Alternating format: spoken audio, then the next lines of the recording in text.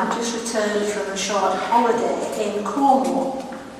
While I was there, my friend and I spent most days picking blackberries from the hedges and eating them, and they were beautiful and sweet. The blackberries this year have been particularly late, and I decided for the open words I would do blackberry picking by Seamus here this morning. And also, of course, you have blackberries on your order of service. Late August. Given heavy rain and sun for a full week, the blackberries would ripen. At first, just one, a glossy purple clot. Among others, red, green, hard as a knot. You ate the first one, and its flesh was sweet, like thickened wine. Summer's blood within it, leaving stains upon the tongue and a lust for picking. Then red ones inked up, and that hunger sent us out with milk cans, pecans, jam pots, where briars scratched and wet grass bleached our limbs, round hayfields, cornfields and potato drills. We trekked and picked until the cans were full, until the tinkling bottom had been covered with green ones, and on top big dark blobs burned like a plate of eyes. Our hands were peppered with thorn pricks, and our palms sticky as blue beards. Blackberry picking.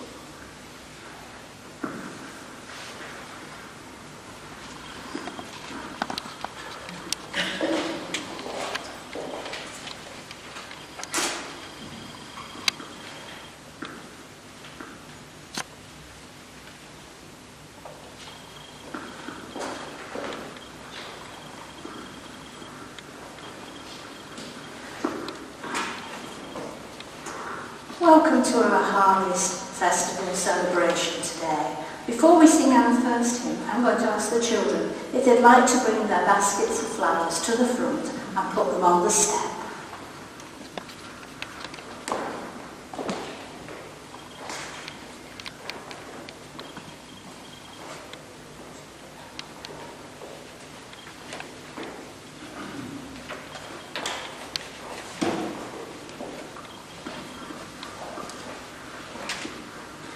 Thank you.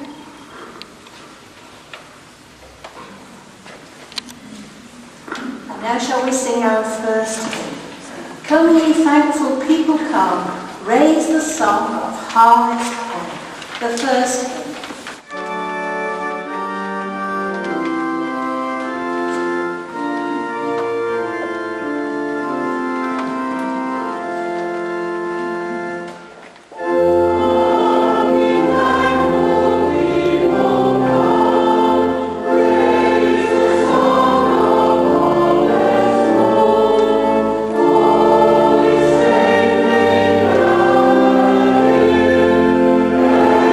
Amen.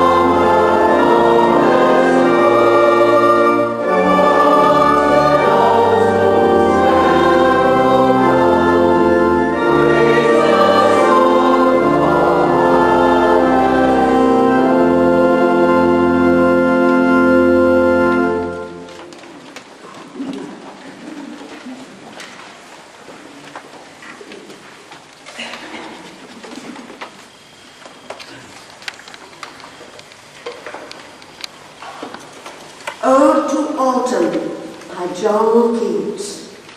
Season of mist and mellow fruitfulness, close bosom friend of the maturing sun, conspiring with him how to load and bless with fruit the vines that round the thatch eaves run, to bend with apples the moss cottage trees, and fill all fruit with ripeness to the core, to smell the gourd and plump the hazel shells with the sweet kernel, to set the budding more and more for later flowers for the bees, until they think that warm days will never cease, for summer has all brimmed their clammy cells. Who hath not seen thee oft amid thy store? Sometimes, whoever seeks abroad may find thee sitting careless on a granary floor, thy hair soft lifted by the winnowing wind, or on a half-reaped furrow, sound asleep, drowse with the fume of poppies, and thy hoop, it spares the next swathe and all its twined flowers. And sometimes, like a gleaner, thou dost steady thy laden head across the brook, or by her cider press with patient look. Thou watchest the last oozing, hours by hours.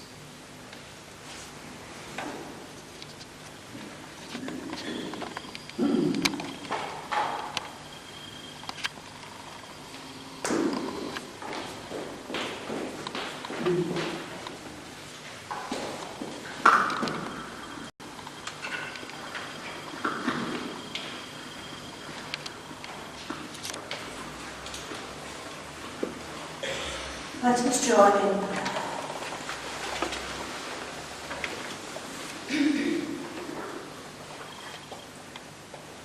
There is something of God in everything around us. It tells of a calm and holy religion present in the gentle ways of nature. It is a meek yet powerful and blessed influence, and it steals almost unaware upon our hearts as we look upon the world around us and the earth's bounty. It comes quietly, with no shouts of exclamation. It is not terror or gloom. It does not rouse our passions. It is unfettered by creeds. It is written in the arch of the sky, the clouds that sail on the invisible wind. It is written in the trees and the grasses, the flowers and the fruits. It is a religion whose book is spread for us like a word written on the broad face of nature. It is the poetry of life which uplifts our spirits. O God, grant us the ability to read, to absorb, to understand the blessings around us. Open our hearts and minds to the beauty of the holiness of the earth. Amen.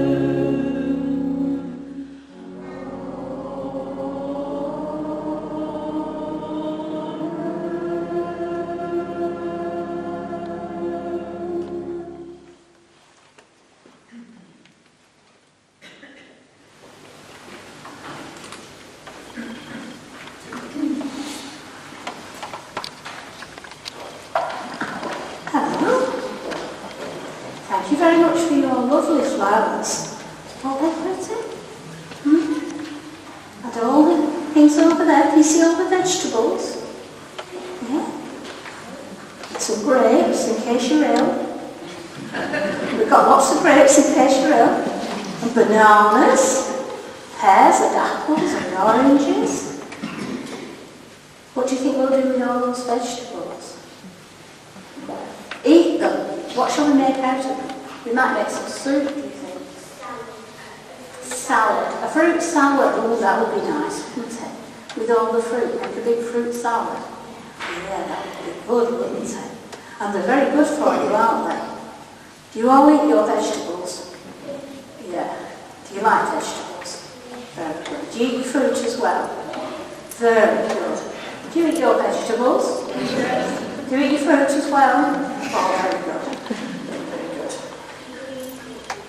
Your greens make you grow. I must have eaten many greens.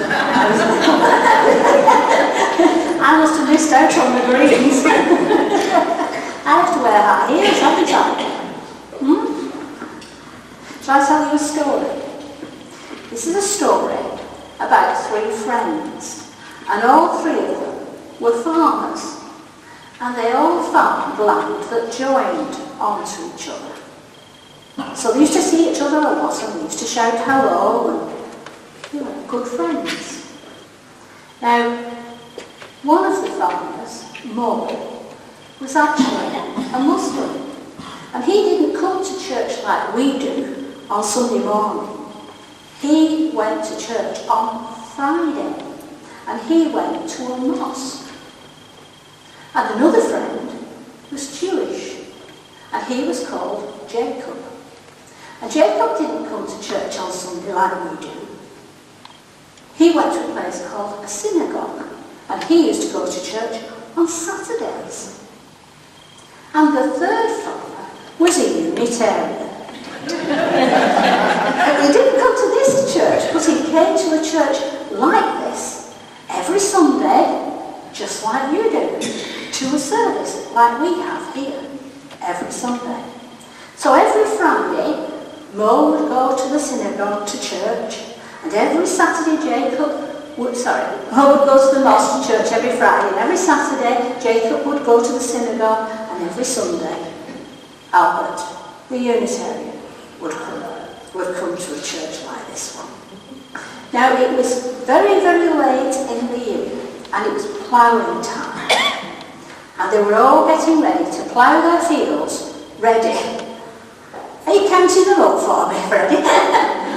They were getting ready to plough their fields to plant their seeds, and it was a Friday.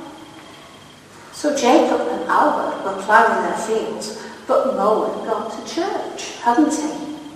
Yeah, Jacob and Albert ploughed their fields. They ploughed all morning, and they got their fields all nicely ploughed. And then they sat down to have a rest and have some lunch. When they looked, of course, Mo's field hadn't been ploughed. And they thought, if he doesn't get his fields ploughed quickly, it might be too cold and too wet to plough and plant the seeds.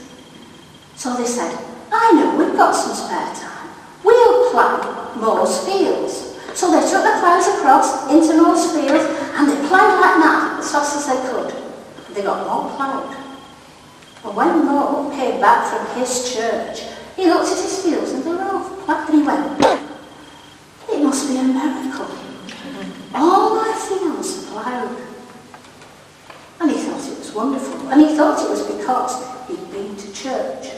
He'd been very good, and this was his reward, a miracle.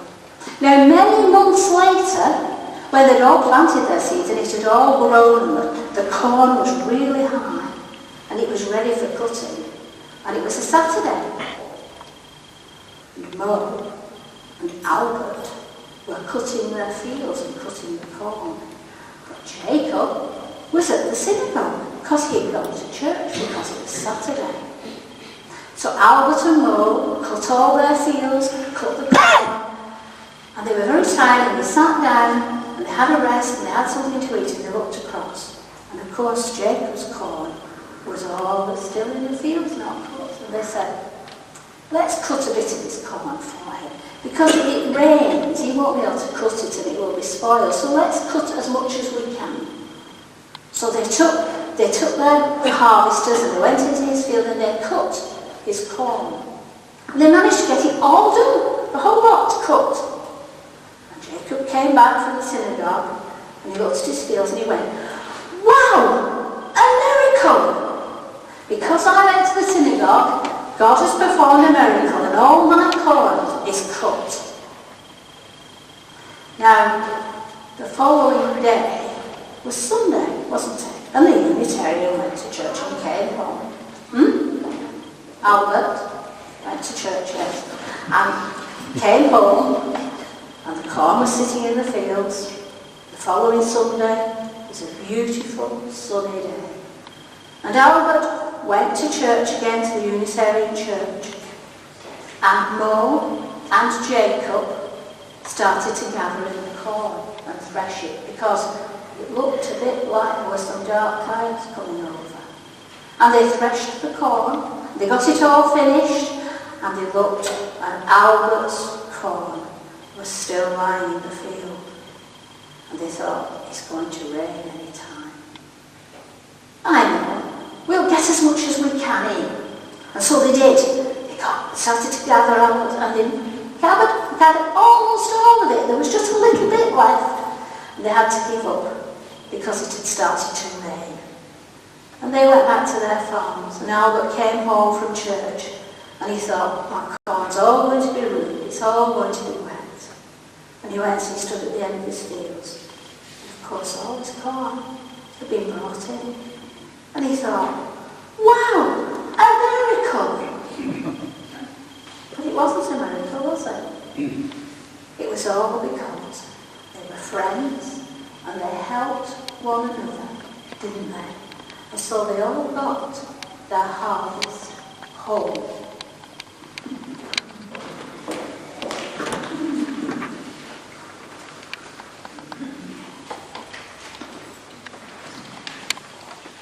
And now our second hymn. I walk the unfrequented road with open eye and ear. Our second hymn.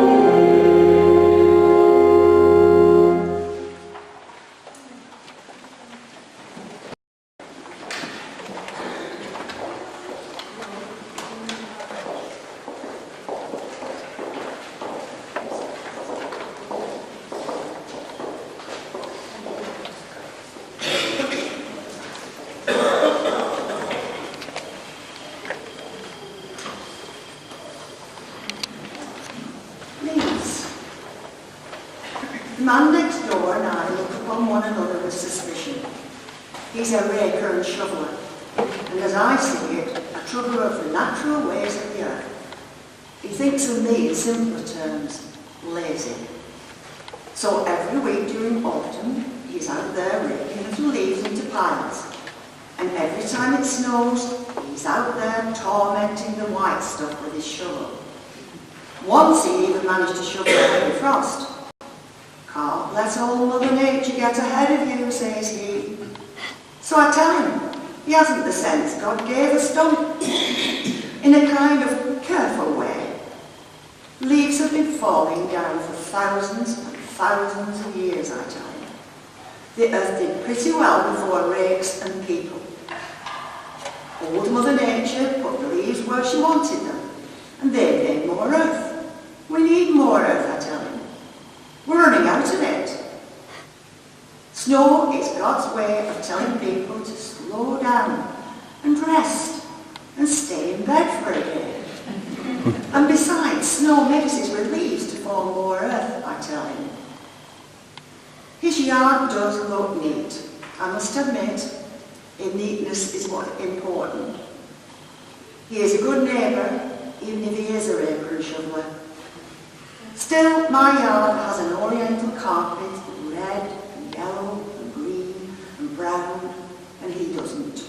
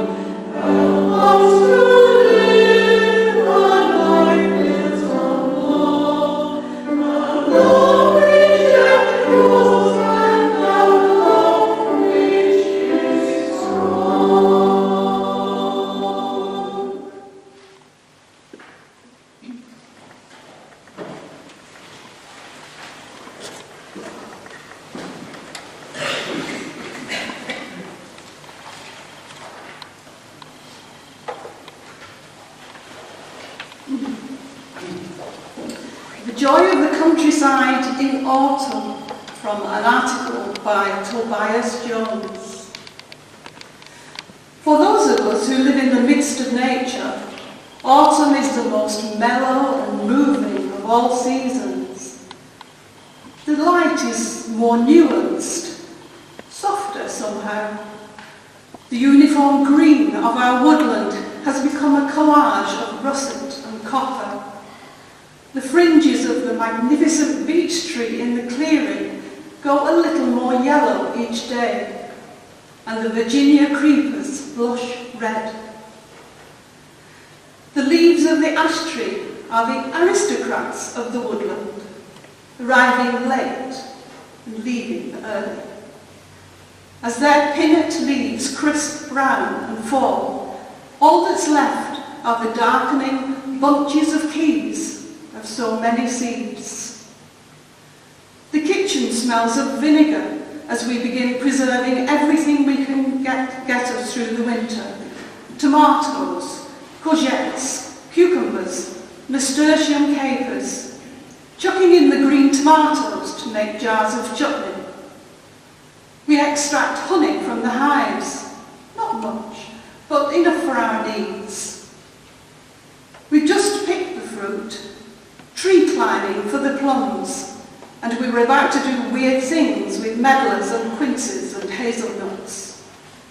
This being Somerset, apples are abundant, so we clean off the apple press, a huge cast iron thing we've borrowed from neighbours.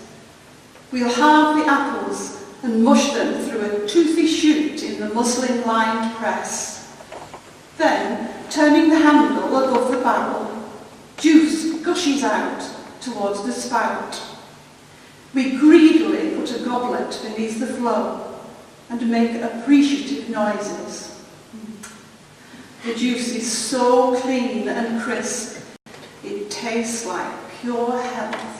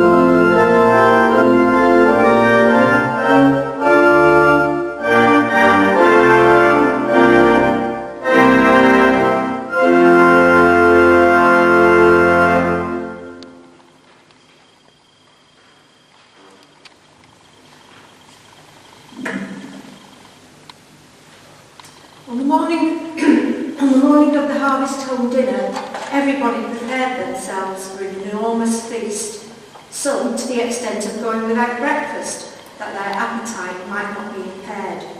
And what a feast it was! Such a bustling in the farmhouse kitchen for days beforehand, such a boiling of hams and roasting of sirloins, such a stacking of plum puddings made by the Christmas recipe, such a tapping of 18-gallon casks and baking of plum loaves would astonish those accustomed to the appetites of today.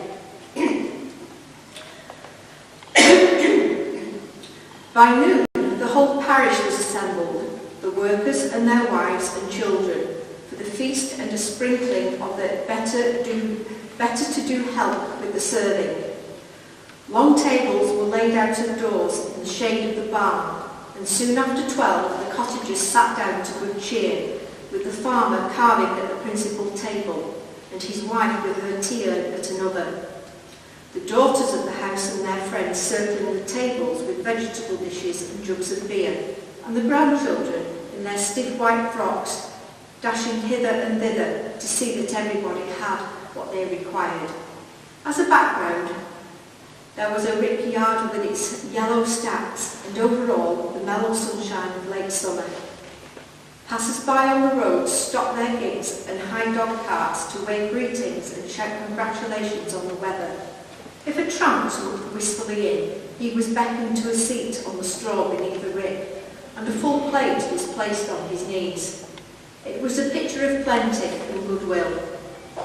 After dinner there were sports and games, then dancing in the home paddock until twilight, and then at the end of the day a slow walk home, tired children on father's shoulders as the last red glow of the sun sank from sight.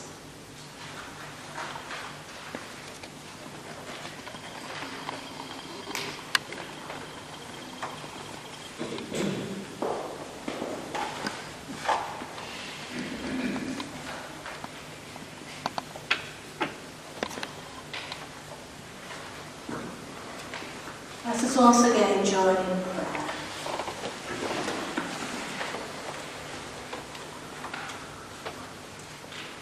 O God, today the peace of autumn pervades our senses. At midday, silent and motionless, the wide stillness rests like a tired bird. Spreading over the deserted, harvested fields to all its horizons, its wings of golden green. The river flows without song between hushed trees. The world basks in the low sun with eyes half closed in languid slumber. In the stillness, every blade of grass is heard. The trees, becoming leafless, have made up their seed bundles. They are ready now. The warm brown light pauses briefly. The breeze shrugs and moves on. Every speck of dust, everything visible and invisible, every part of the earth is aware, waiting. As the season of light and plenty balances on the edge before the world tips into the time of rest. Once again the earth shifts. The cycles of light and dark move with its rhythm. And today, O God, we gather to give thanks for the bounty of the earth as its quiet time approaches and covers us. May we move also with the balance and harmony of the world, sensing the grace of God upon the earth and in ourselves. Amen.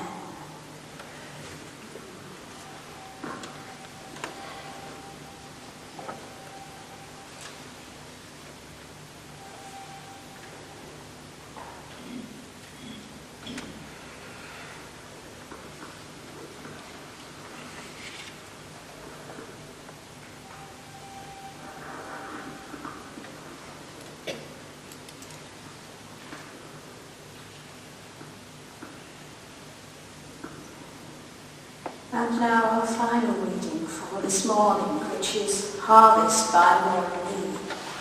And I did say that I was choosing things in an indulgent way for this harvest service. I first heard this reading many years ago, sitting just over there, and Margaret and Susan and Jean are sitting this morning. Read by the person who's going to read it again today. And from that first hearing, it has always been my favourite harvest reading. And so, again, as a number of times in the past, John is going to read Laurie Lee for us.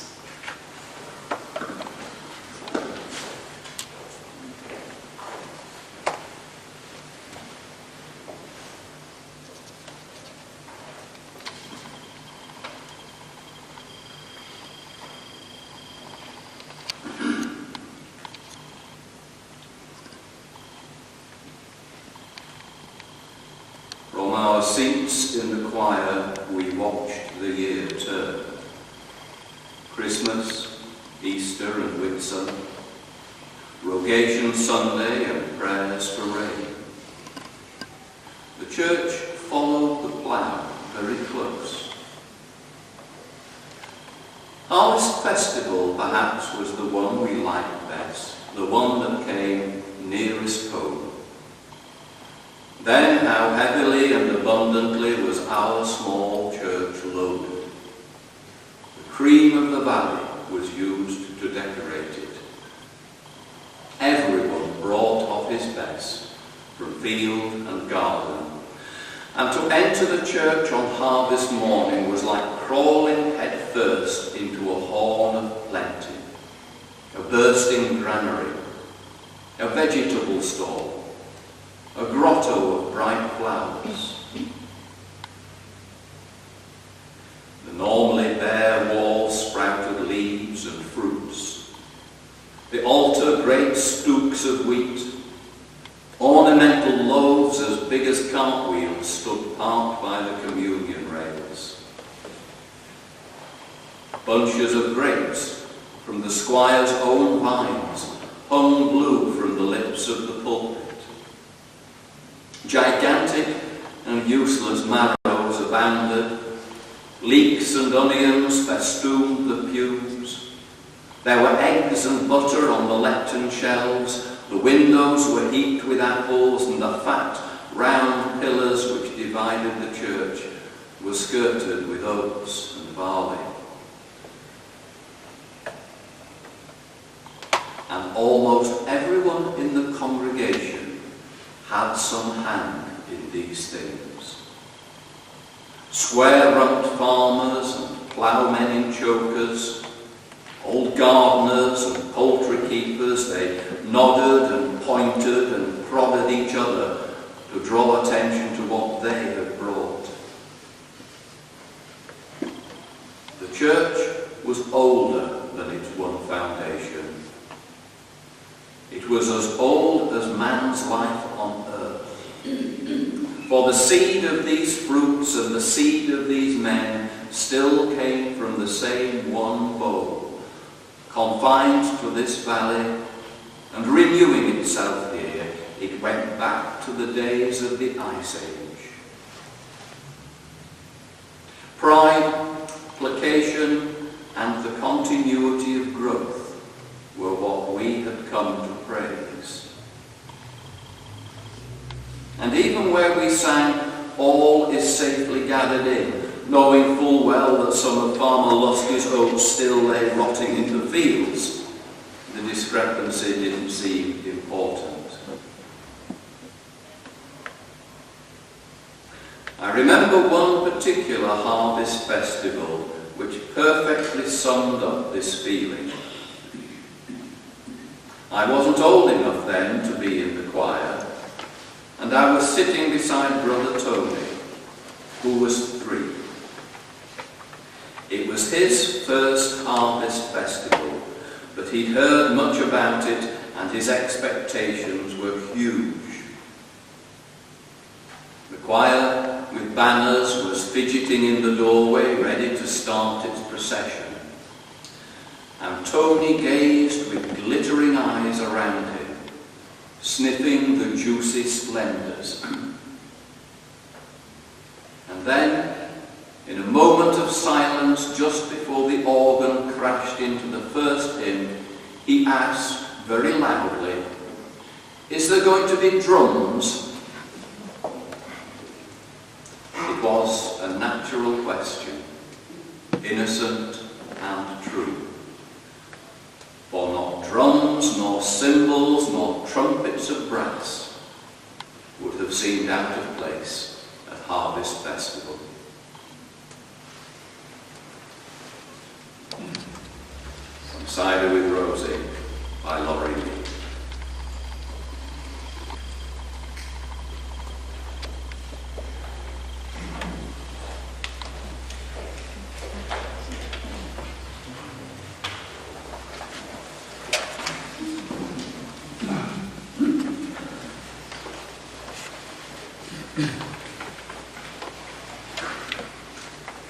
And now shall we sing again.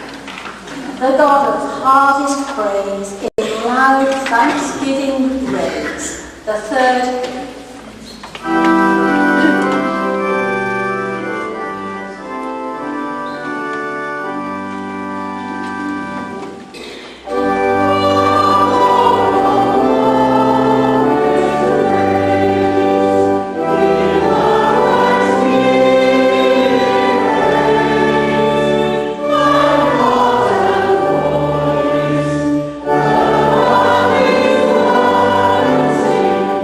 Forever.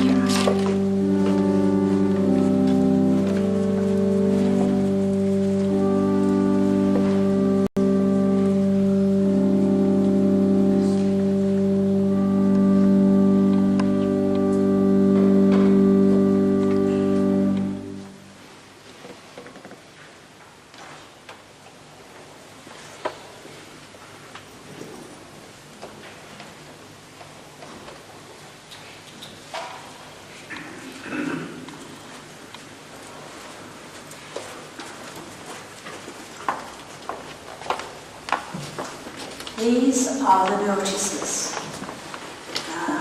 The Church Council meets tomorrow evening at 7 o'clock. If you have anything for the agenda, please make sure Anne has it today. Next Sunday, the 11th of October, we will begin collecting items for the church bazaar, which is on the 31st of October. Next week it is the Christmas stall that we are collecting items for. So items suitable for a Christmas stall, red, green, gold. Please would you have a word with Molly if you're unsure about that. And items for other stalls, books, bottles, good as new, may be brought any time, although we sort of try to stipulate a Sunday.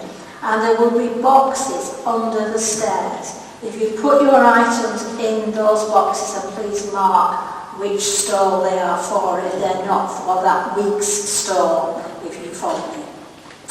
Very Light Night is on October the 16th this year from 5:30 to 9 p.m. We are once again serving refreshments, hot pot, black peas and cake and tea and coffee. And also we will have a bookstall and the tradecraft stall open. If you can help, please would you offer to do so? We need as much help as possible on that evening. We had over 100 people in the church last year. So if you can help, there's a list on the notice board in the lounge, please. Would you put your name on the list? The Women's League Coffee Evening in support of this year's project, which is the college in Manchester, is on Thursday evening at 7:30. I put B&B here, it sounds like bed and breakfast, but I think it's a bring them by. Bring them by. You might get bed and breakfast, I'm not sure. But bring them by and a raffle. There will be homemade cakes and scones and a very easy quiz and a chance to socialise and chat. So please come along. It's for everyone to the Women's League Coffee Evening on Thursday, 7:30.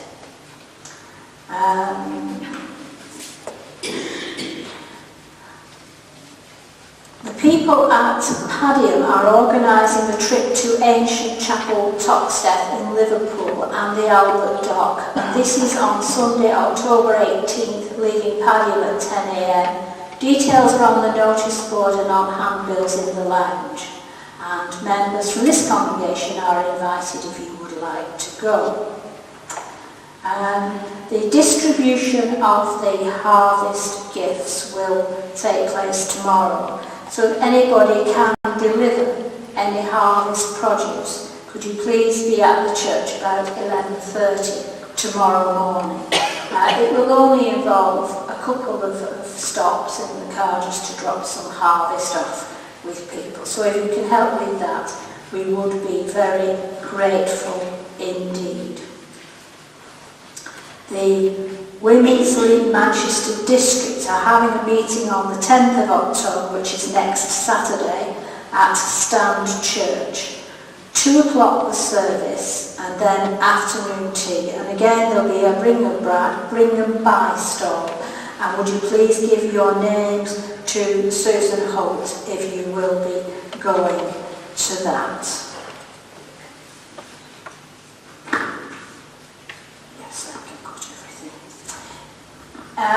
If you haven't booked for lunch, which follows this service today upstairs in the hall, but you would like to stay for lunch, then Susan tells me that you will be most welcome to stay for lunch if you would like to do so. So if you haven't booked and you want to stay, you are very welcome.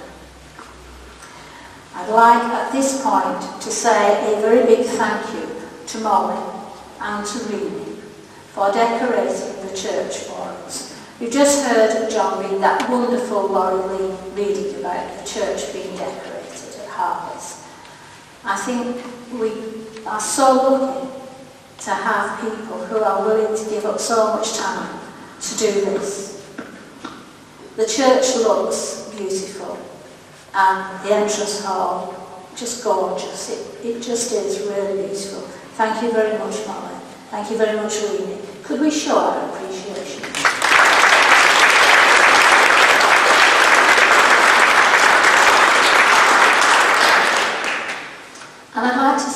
thank you to everyone who's brought harvest gifts to enable Molly and Reenie to do all this, to make our church just so beautiful this morning. So thank you to everyone who has brought gifts. I'd like to say thank you to Chris, playing the organ for us this morning. A lovely piece this morning, thank you, Chris. Thank you to the choir, who've been rehearsing for weeks. Thank you very much to the choir. And to John, of course, for shouting and pushing them into shape. Thank you. No, he's shaking his head.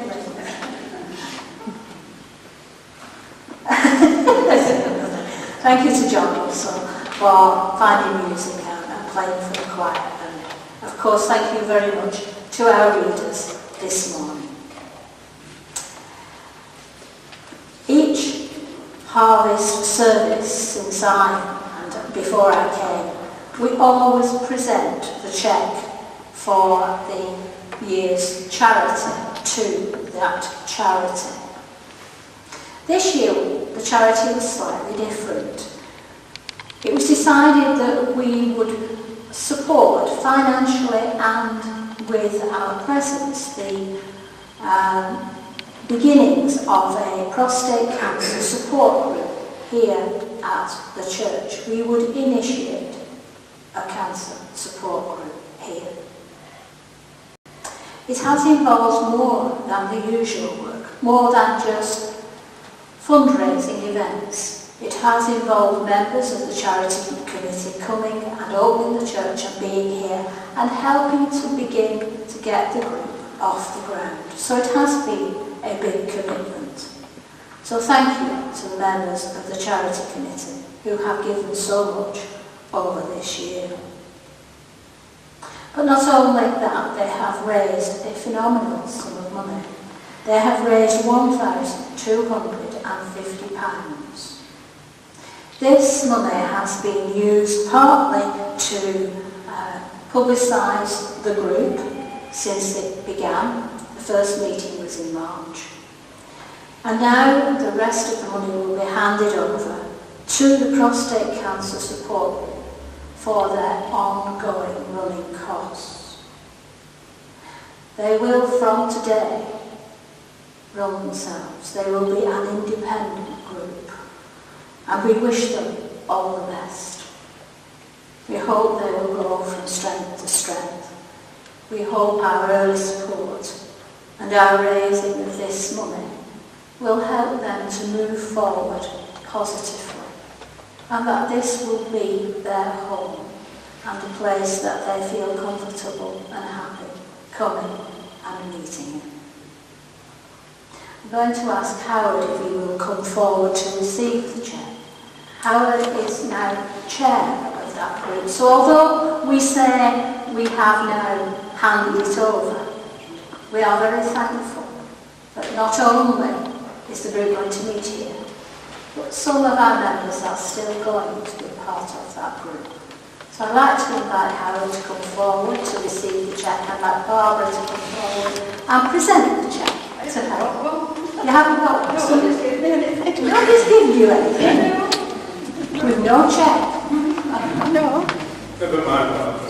Give me a kiss. I do apologise. Actually, it was going to be a token cheque because the group hadn't yet opened a bank account, so we couldn't give them the cheque until they'd opened their bank account, which will be in the next couple of weeks. Lois has provided us with the... I'm the chairman of the group. Thank you very much. Yes. Of course. I think Beryl said everything about the group. I cannot add to anything that she said. However, let me put my glasses. I've written this speech. I can remember things from 60 years ago, but I can't remember what my wife told me 5 minutes ago. Once again, the charity committee have achieved fantastic results from their activities throughout the year. It is my pleasure to receive the amount raised on behalf of the support group and to thank the committee for their hard work and organisation they have put into obtaining this outcome. Additionally, I must also thank James, Derek and Frieda's grandson, for his contribution from the sponsorship of his challenging and bold ride in North Wales. His feet actually hit the newspapers. I don't know if you know that or not. Also George, whose donation from his epic ride in Scotland has also added to the sunrays. Thank you, George. Finally, I thank all of you who gave your support to the events that have taken place, which has added significantly to the amount raised. Thank you.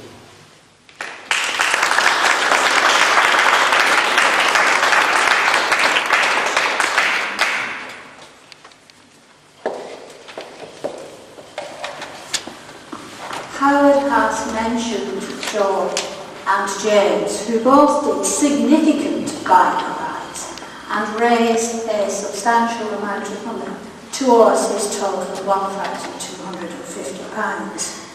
And we felt that we ought to thank them because they did do something very special. And we decided that we should give some liquid refreshment to George as a thank you for his ride. But then we thought about it. Would you like to come forward, George? Is it a bottle of Speyside water? As he cycles on the road, we decided a bottle of wine wouldn't be a good thing. So we have some Perthshire water here for you, George, which we thought would be the perfect refreshment after your Scottish bike ride. Perfect. Would you like to say a few words? Well, I'm glad it's not Malvern water, because a famous composer used to walk on the Malvern Hills. John, what was his name? Quick. Algernon. And of course, going up there on the hills, he's got to make himself feel comfortable every now and again. And it takes about 100 years for the water, the rain, to actually filter through and become collected as spring water for the bottles. Unfortunately, it's about 100 years ago that Algar was walking on the Malvern Hills. I don't want Malvern water, thank you. So this is fine, thank you. I think it's probably Robbie Burns now. It could well be. It was a cracking bike ride. James did a fantastic job, didn't he? He did. And I'd like to congratulate him. It was my brother that just kept me going. Or was it me that kept him going? I don't know. So, Actually, we have got some proper liquid refreshment. Oh, So we wondered if you would share it with your brother. And we'd like to say thank you very much, George. Thank you. thank you.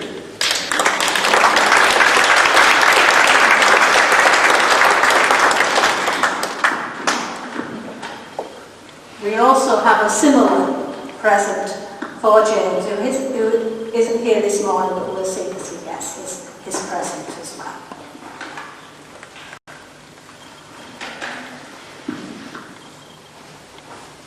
And now shall we sing our final hymn, a hymn without which we could not possibly have a harvest service.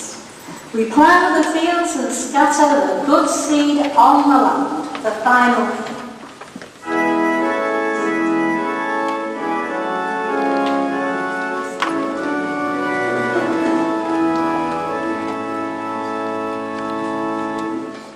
Thank you.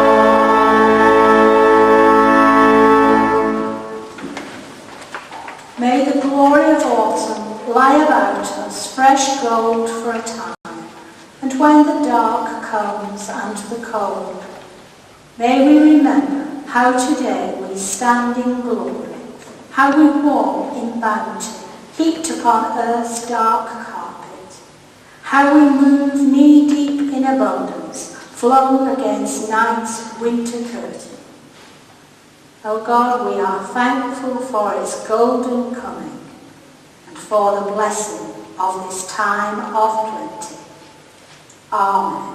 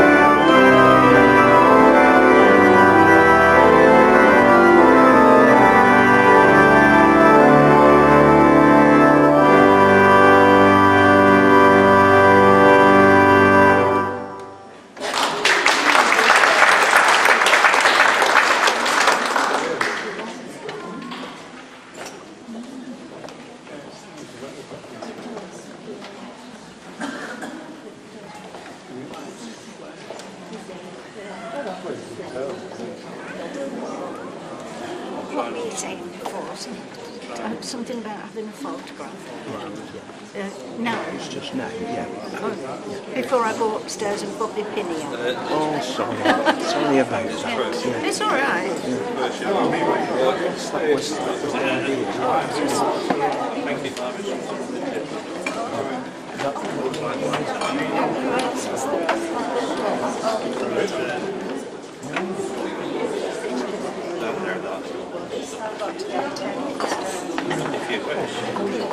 I've no problem about that.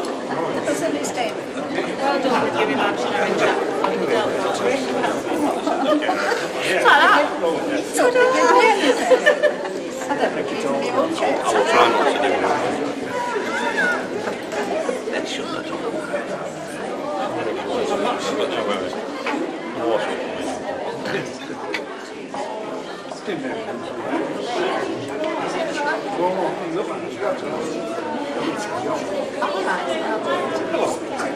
How are you?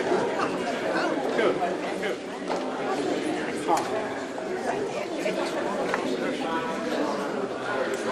Are they going up now? Are they going up now? They seem to be. Dances regularly. Because I'm so busy. I don't know how it works.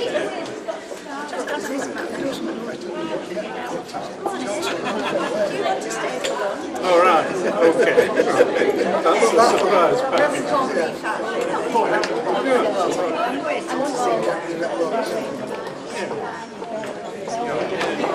Well, they're fairly cracking on with the school, aren't they?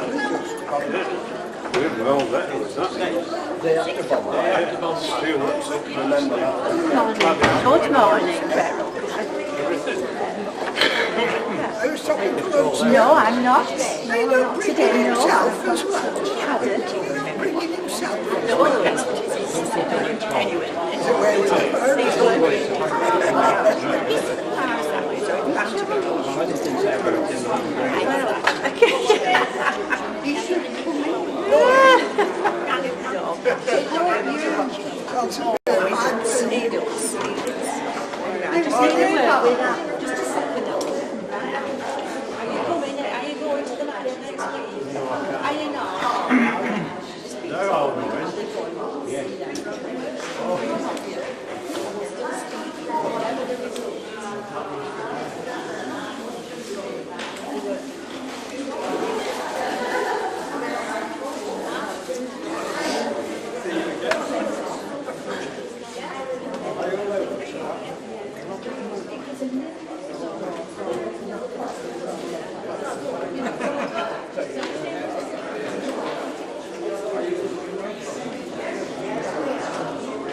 Thank you, Howard. All your work as well. Oh, let me do it first.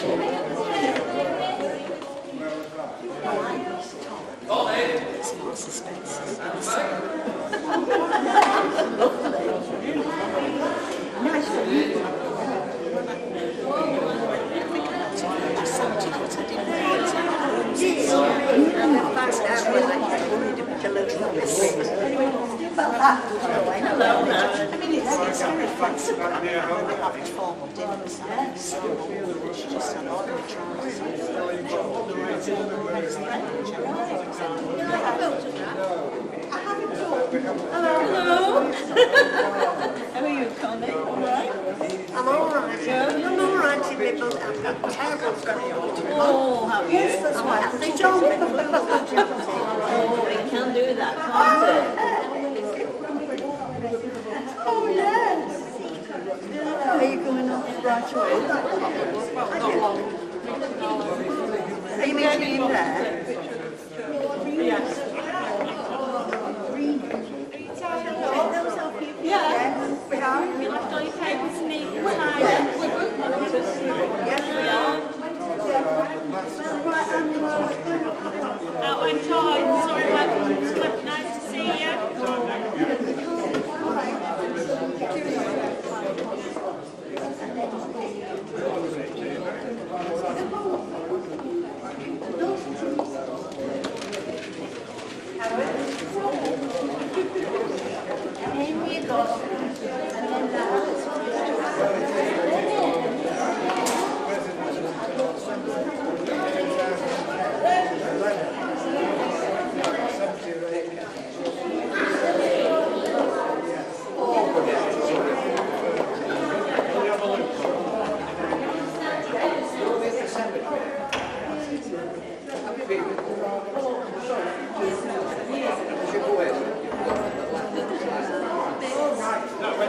You